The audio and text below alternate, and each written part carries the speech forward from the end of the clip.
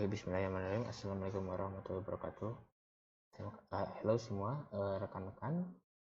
Jumpa lagi di video pembelajaran tektonik fisik di pekan ketiga terkait dengan sejarah tektonik lempeng. Jadi kita sudah mencapai di penghujung ya. Jadi kita sudah membahas tentang kata tropis, uniformitarianism, fixism, mobilism, dan terakhir ini akan kita bahas yaitu tectonic approach begitu. Jadi faktor-faktor apa yang bisa mendasari adanya tektonik lempeng yang nantinya akan kita gunakan konsep tersebut kepada kehidupan bergeologis begitu ya. Kehidupan sebagai seorang geologis. Oke, kita langsung saja masuk ke bagian ini ya. Jadi tentunya kita harus juga mendefine definisi kata-kata yang akan kita sering gunakan. Jadi kalau misalnya kita menggunakan lempeng itu adalah secara geologi merupakan potongan besar tubuh batuan yang bersifat solid dan rigid. Pembagian berdasarkan physical properties ya.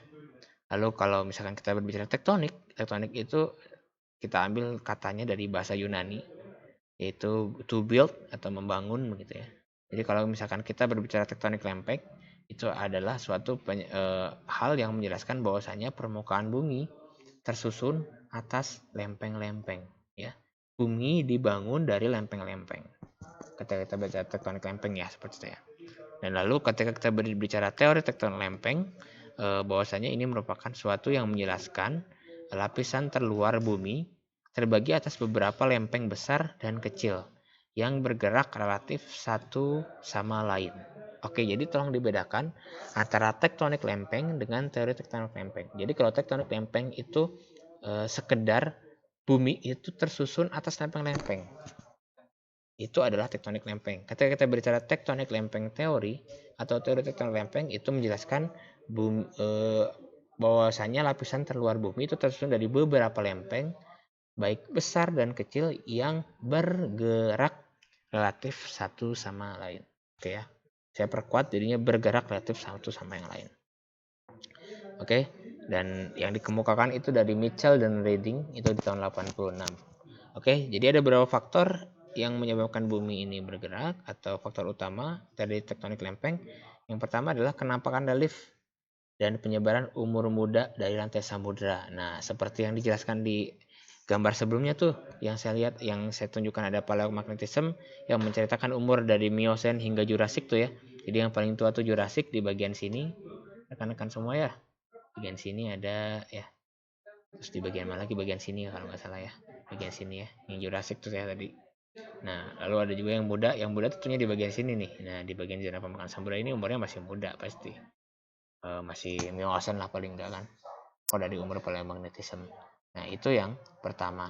Lalu yang kedua tentunya adanya keberadaan pengulangan dan pembalikan badan magnet. Itu yang menyebabkan tektonik atau lempeng-lempeng itu saling bergerak atau diperkuat dengan data-data tersebut. Nah, ini dia. Lalu yang ketiga itu adanya hipotesis dari seafloor spreading dan recycle. Nah, nanti di sini sebenarnya kita kaitkan adanya namanya Eulerian teori ya. Jadi ini teori dari kenapa bumi-bumi itu bisa bergerak dan kenapa ada yang bergeraknya cepat, kenapa ada yang bergeraknya lambat.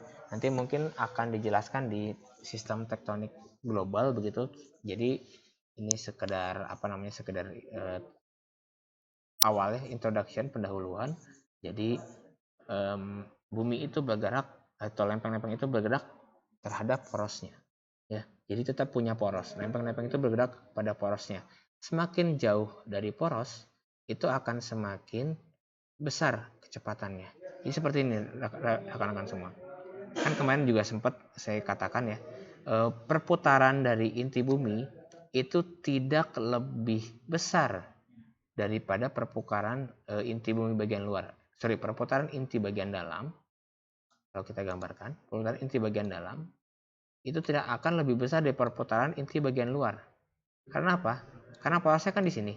Dia hanya bergerak memutar seperti ini kan. Sedangkan dengan jarak dengan timing yang sama, inti luar itu bergerak lebih jauh seperti ini. Ya. Sama juga dengan ini. Apabila kita anggap ini lempeng 1, ini lempeng 2, ya. Lalu di sini porosnya nih. Di sini bergerak pendek ya, pendek aja. Tapi semakin kita tarik ke sini kan, yang ini semakin jauh bergeraknya kan jaraknya. Tentu harus memiliki kecepatan yang lebih besar. Nah itu ya. Nanti kita nanti kita bahas juga itu. Dan juga dari sini juga adanya namakan siklus yang namakan Wilson Cycle. Nah, saya ingin coba kalian pelajari apa itu Wilson Cycle ya. Dari tahap A hingga tahap G begitu ya. Tolong dipelajari dan nanti kita akan diskusikan pada saat tatap muka. Baik ya. Oke. Nah, lalu yang keempat itu faktor utama dari tektonik lempeng itu adalah kenyataan bahwasanya pusat-pusat gempa bumi dan aktivitas vulkanik itu terkonsentrasi sepanjang daerah palung dan hubungan lantai samudera. Jadi selalu berhubungan dengan itu ya, dengan adanya gempa bumi dan vulkanisme. Jadi ketika kita berbicara lempeng dan interaksi atau batas antara lempeng lain, itu juga kita bisa mendefine suatu gempa. Itu konsekuensi logisnya. Ini adalah faktor-faktor utama yang memperkuat teori tektonik lempeng begitu ya. Dan silakan apabila ada pertanyaan silakan ditanyakan dan coba saya rangkum ya. Jadi yang pertama itu adalah katastrofis itu merupakan pandangan bumi yang terbentuk akibat bencana berdasarkan Bible base yang diupdate atau diperbarui oleh pandangan uniformitarianism. Lalu yang kedua adalah ada fixis dan mobilis yang merupakan cara pandang berdasarkan pergerakan kerak atau lempeng ya ditunjang dari aspek pengetahuan yang berkembang pada saat itu. Dan tentunya tektonik lempeng diperkuat dengan adanya 4 faktor bukti yang tadi ya. Jadi kita bicara teori tektonik lempeng, lalu kita berbicara bumi tersusun dari lempeng-lempeng baik yang besar maupun kecil yang tentunya bergerak satu dengan yang lain. Nah, pergerakannya itu, interaksinya itu di slide terakhir tadi kita lihat akan menghasilkan gunung api dan gempa. Nah, kenapa bisa terus apa yang terjadi pada interaksi antar lempeng tersebut ya? Bagaimana tabrakannya begitu? Apa yang membentuknya? Apa yang terjadi nanti gitu kan? Dan produk-produknya apa saja? Yang terus sumber daya apa saja yang akan dihasilkan dari tabrakan antar lempeng tersebut? Apakah ada atau tidak? Nah, itu yang akan kita bahas di pekan-pekan berikutnya. Baik, terima kasih atas perhatiannya rekan-rekan semua. Saya akhiri ya untuk penjelasan sejarah tektonik lempeng. Kita bertemu pada video pembelajaran yang membahas bab selanjutnya. Mohon maaf apabila ada salah-salah kata. Saya tutup. Terima kasih. Assalamualaikum warahmatullahi wabarakatuh.